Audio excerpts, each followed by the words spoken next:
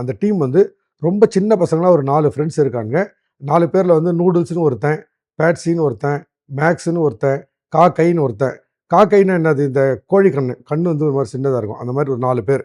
இந்த 4 பேரும் சின்ன வயசுல சின்ன சின்ன கிரைம்கள் பண்ண ஆரம்பிச்சு, ஒரு பெரிய கிரைம்ல சிக்கிக்கிட்டு, கூட இருந்த ஒருத்தனையே வந்து காட்டிக் கொடுக்க வேண்டிய கட்டாயம் வந்து, ஒருத்தருக்கு ஒருத்தர் சண்டை வந்து பிரிஞ்சிடுறாங்க. பிரிஞ்சு போறதுக்கு முன்னாடி இந்த 4 பேருக்குமான காட்சிகள் இருக்கு இல்லையா? அந்த சிறுவர்களுக்கான காட்சிகள். அவ்வளோ பிரமாதமா எடுத்திருப்பாரு செர்ஜியோ லியோன். கொடூரமான வன்முறைகள் நிறைந்த படம். பாலியல் காட்சிகள் வந்து ரொம்ப பட்டவர்த்தனமா இருக்கும் இந்த படத்துல. பல இடங்கள்ல வந்து அள்ளி தெளிச்சிருப்பார் செர்ஜியோ லியோன். ஸோ கமலுக்கு வேணா அது சூட் ஆகலாமே தவிர, ரஜினிக்கு அது சூட்டே ஆகாதுன்றதால, அந்த உள்ள வர அந்த ஒர்க் ஷாப் எல்லாமே கூட நீங்க பார்த்தீங்கன்னா, அப்படியே once upon a time in அமெரிக்கால வரக்கூடிய காட்சிகள் வந்து நினைவுபடுத்தும். கமலும் ரஜினியும் வந்து உட்கார்ற கார் பார்த்தீங்கன்னா, லெஃப்ட் ஹேண்ட் டிரைவிங்கா இருக்கும். லெஃப்ட் ஹேண்ட் டிரைவிங் நம்ம ஊர்ல கிடையாது. அது வந்து யூரோப்பியன் கண்ட்ரீஸ், அமெரிக்காலலாம் இருக்கே தவிர இங்க கிடையாது. இந்த 4 ஃப்ரெண்ட்ஸும் போய் ஒரு பேங்க்ல வந்து கொள்ளையடிச்சுட்டு வைரங்கள, அந்த வைரத்த கொள்ளையடிச்சு கொண்டு வா அப்படின்னு சொன்ன டீம் இருக்காங்க இல்லையா?